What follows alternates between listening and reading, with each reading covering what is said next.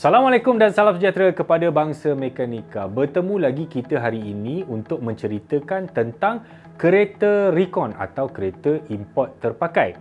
Dalam video kami sebelum ni, kami ada ceritakan tentang kelebihan membeli kereta recon ni. Pada penghujung video kami kata, selain daripada kelebihan, ada juga keburukan ataupun risiko jika kita membeli kereta recon ini. Sebab itulah berdirinya saya di sini adalah untuk menceritakan tajuk yang itu. Sebab itulah anda kena follow Mekanika Malaysia. Sebab kami akan menyajikan info-info yang tidak diceritakan oleh orang lain. Dah, tekan subscribe je lah.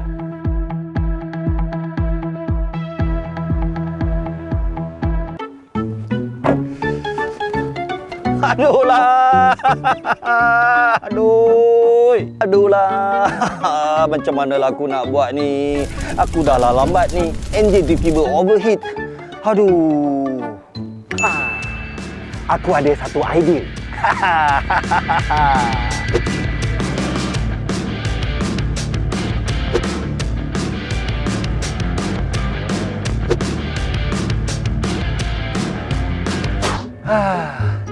Macam-macam benda dah aku buat, semua tak menjadi. Aduh, macam mana aku nak buat ni?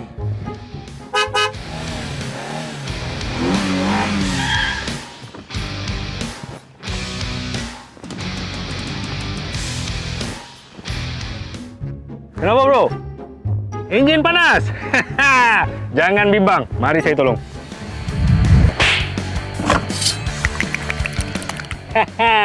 Minyak enjin Petron ini didatangkan dengan teknologi PAO dan TS3, iaitu Thermal Stress Stabilization System, untuk memastikan enjin kereta kita sentiasa dilindungi dari stres dan juga suhu tinggi.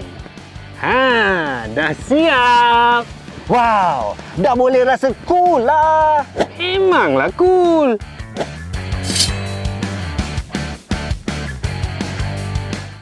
Sekali lagi kami ulang, apa dia kereta recon? Kereta import terpakai yang dibawa masuk daripada luar negara, negara-negara ASEAN dan juga negara-negara yang bersempadan dengan Malaysia. Yang itu tak boleh. Selain daripada tu, boleh bawa masuk. Jadi kenapa kereta recon ni, kenapa tiba-tiba ada istilah ni wujud ni? Dia dah lama, dari tahun mungkin era 80-an lagi. Jadi kerajaan Malaysia nak menggalakkan industri automotif ni sebelum tu memang dikuasai oleh bukan Bumiputera. Jadi macam mana kerajaan nak masukkan golongan Bumiputera dalam industri automotif ialah memperkenalkan AP, Approved Permit, untuk sektor automotif. Maksudnya kereta hanya siapa yang ada AP saja boleh import masuk, dan secara tak langsung dia merancangkan lagi ekonomi dan mengimbangi sektor perniagaan di kalangan bukan Bumiputera dan juga Bumiputera. Macam mana perniagaan ni? Kereta-kereta dari negara yang maju macam UK atau Japan contohnya, mereka pakai kereta maksimum mungkin dalam 5 tahun. Jadi, kereta-kereta yang berusia 12 bulan atau 1 tahun sehingga 5 tahun boleh dibawa masuk. Dan istilah recon itu sendiri sebenarnya wujud apabila kereta-kereta terpakai ni dia import masuk, dan kereta ni sebenarnya dia kena repair, restore, refurbish. Sebab itulah dipanggil recon. Namun kereta-kereta ni kebanyakan yang masuk ni memang tak luak pun. Dia punya condition memang kadang-kadang macam baru, tak ada orang restore pun. Just basuh-basuh dah terus boleh jual. Itulah dia kereta recon. Tapi pada hari ini, seperti yang dijanjikan, kita nak ceritakan tentang 5 risiko jika anda membeli kereta recon. Number 1.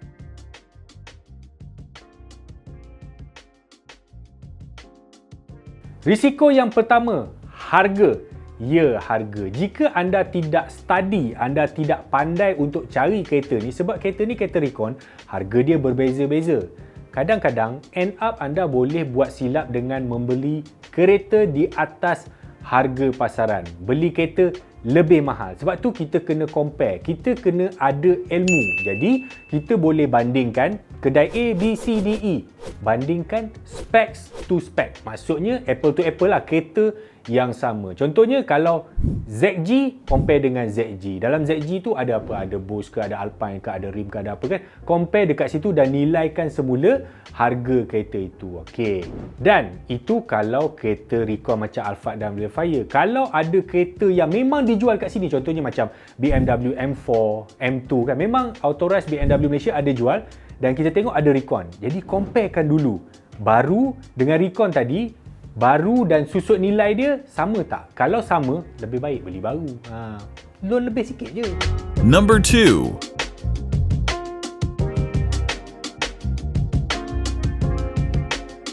Yang kedua, risikonya apa? Spesifikasi. Sebab tu kita kena ada ilmu kalau kita nak beli kereta-kereta recon ni. Kalau tak pandai beli, silap-silap dapat kereta yang low spec atau kereta cap ayam pada harga tinggi. Sebab tu kita kena tahu, contohnya kalau kita nak beli Voxy, kita kena tahu apa itu Kirameki. Kita nak beli Stepwagon, kita kena tahu apa itu Stepwagon Spada. Ada di kalangan seller yang tidak jujur. Okay? Kereta yang dia import masuk tu, spek dia rendah sebenarnya. Spek murah, low spek. Tapi sampai dekat Malaysia, dia tambah barang. Dia pasang aksesori tu dekat sini. Dan kebanyakannya, majoriti dia aksesori ayam. Jadi ini kita kena pandai tengok. Import low spek tapi dia up spek barang ayam. Jual harga up spek. Maknanya jual harga spek tinggi yang macam dia import masuk. Ada benda-benda yang kita boleh pasang, tapi ada certain benda yang memang dia akan membahayakan sistem elektronik kereta. Contohnya macam power door lah, tailgate lah, audio lah. Benda-benda macam ni kalau boleh jangan usik, biarkan dia dalam spek asas. Sebab tu anda kena menonton Mekanikal Malaysia, sebab kami selalu bercerita tentang benda-benda ini. Anda kena tahu, masuk dalam otak. Ingat tu. Number 3.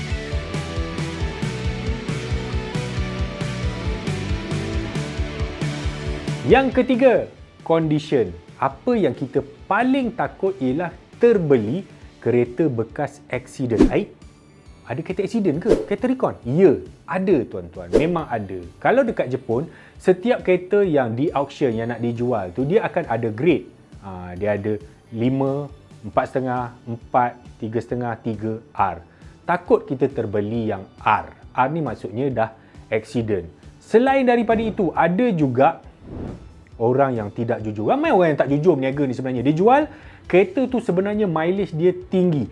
Bukan sahaja tinggi tapi sangat tinggi. Dia orang kata nak jual, kau beli Alphard Jepun mileage rendah-rendah. Tahukah anda kalau Uber dekat Jepun, dekat Tokyo, dekat Osaka, dia orang memang pakai Alphard dan Velfire dan sudah tentulah kereta tu mileage dia tinggi.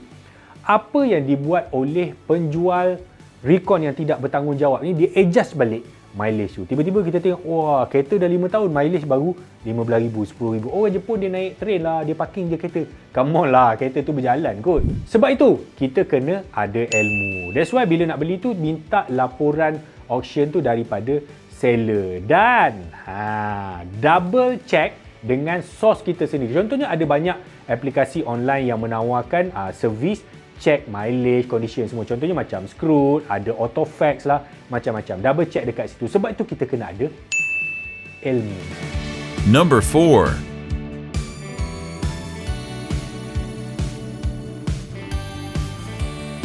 Yang keempat, kereta recon yang tak bayar cukai. Kalau tak bayar cukai, macam mana boleh ada on the road? Ya. Dulu kes ni banyak terjadi, cumanya lately ni dah kurang kedengaran. Untuk pengetahuan anda, setiap kereta import yang dijual dan nak diregister, dia mesti membayar duty kepada Custom Malaysia. Itu satu, bayar duty. Yang kedua, ada yang bayar, tapi dia bayar under value. Maksudnya, kereta tu mungkin harga 500,000, tapi tak macam mana dia boleh declare kereta tu 100,000. So, dia bayar under value dia punya tax tu. Ini bahaya sebab kalau kantoi, kita akan kena bayar balik dekat custom perbezaan teks tu.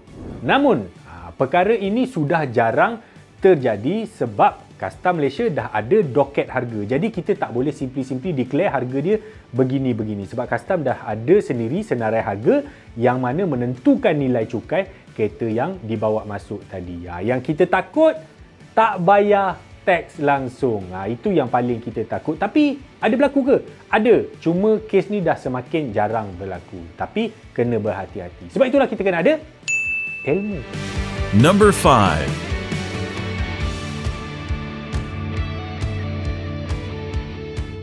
Yang kelima, charge tersembunyi. Ada setengah seller yang tidak bertanggungjawab ni, dia mengenakan charge yang tak patut kepada pembeli. Macam-macam benda lah. Okey, sebab tu bila kita nak beli kereta ni, kita kena ada ilmu dan kita kena tahu apa yang menambah kos daripada body kereta sendiri. Insurans, processing fee, road tax, semualah puspakau tu. Kita kena tahu benda-benda ni. Okey. Setengah seller dia mengenakan processing fee yang sangat mahal. Processing fee ni boleh, tak ada masalah pun. Tapi biarlah logik dengan apa yang dia buat. Ini processing fee dia charge, runner pun dia charge, puspakong kan dia charge, road tax dia charge, dia beli air kan dia charge, kedai mamak tu pun dia suruh charge. Tak boleh lah macam tu. Ujung-ujung, kereta asal harga 100. Bila dah charge semua 150. Tak padan lah. Kalau 100 tambah road tax, insurans, processing, paling-paling mungkin 110,000. Itu masih lagi dalam bracket yang logik. Sebab itulah kita kena ada ilmu. Bila kita nak beli tu, minta seller senaraikan. Bang, ni 100,000, jadi nak jadikan dia on the road berapa bang? Oh, dia pun sebut 100, 8,000. So, 8,000 tu dia senaraikan. Insurans berapa, road tax berapa, processing fee berapa, runner berapa. Kan bagus. Kalau semua orang meniaga macam ni, kan bagus. Dunia semakin aman. Tak macam tu. Okey, itulah saja 5 risiko yang mungkin terjadi bila anda beli kereta recon. Sebab itulah anda kena ada ilmu. Untuk mendapat ilmu, anda kena menonton rancangan seperti ini, Mekanika Malaysia, yang syarat dengan teknologi, informasi dan saya sebenarnya scammer. Okey, ada risiko membeli kereta recon, tapi risiko tu sangat berbaloi kalau kita ada pengetahuan untuk mengcounter balik. That's why kita kena tahu benda-benda ni. Beli kereta baru pun tuan-tuan, kat showroom pun ada risiko juga. Banyak je orang beli kereta rosak, kereta tersadai tiba-tiba, kereta yang tak diisi minyak hitam pun ada berlaku kan. Okey, setiap benda ada risikonya. Jadi, macam mana ni? Tak boleh beli kereta recon? Boleh. Sebab tu kita kena ada ilmu dan kita kena kira, kita kena tahu.